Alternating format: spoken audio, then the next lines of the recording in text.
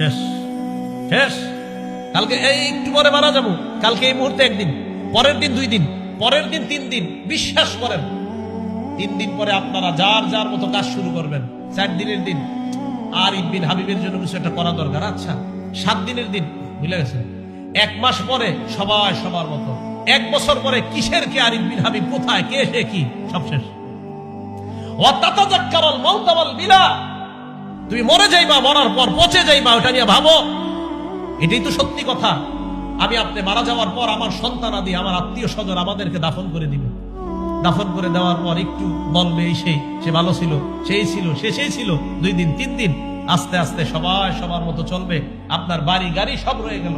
এটা নিয়ে ভাবেন যে আমি যা কামাই করেছি, যা বর্জন করেছি, সব রয়ে গেল, আমি কবরে চলে গেলাম। ভাইও আজকে থেকে ভাবেন, আজকে রাতে মাথাটা বালিশে লাগান, একটু সময়ের জন্য ল্যাপটা মুড়ি দেন, কম্বলটা মুড়ি দিয়ে চোখটা খোলেন, দেখবেন আপনি অন্ধকার, কিছু দেখা যায় না।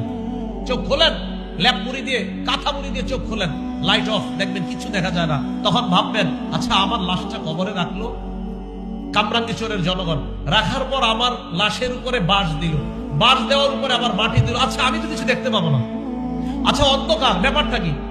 ইমানদার হলে কবর আল্লাহ আলোকিত বানায় দিবে। ভাই কথাগুলো ভাবেন। নবীজি বললেন আল্লাহকে লজ্জা পাওয়ার 3 নম্বর অর্থ ওয়াতাযাক্কারুল মাউত ওয়াল বিলা, তুমি মারা যাইবা এটা চিন্তা করো, পচে যাইবা চিন্তা করো।